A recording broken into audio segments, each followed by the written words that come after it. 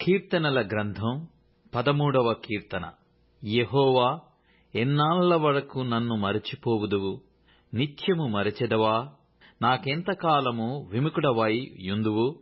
ఎంతవరకు నా హృదయములో పగలంతయు దుఃఖాక్రాంతుడనై యుందును?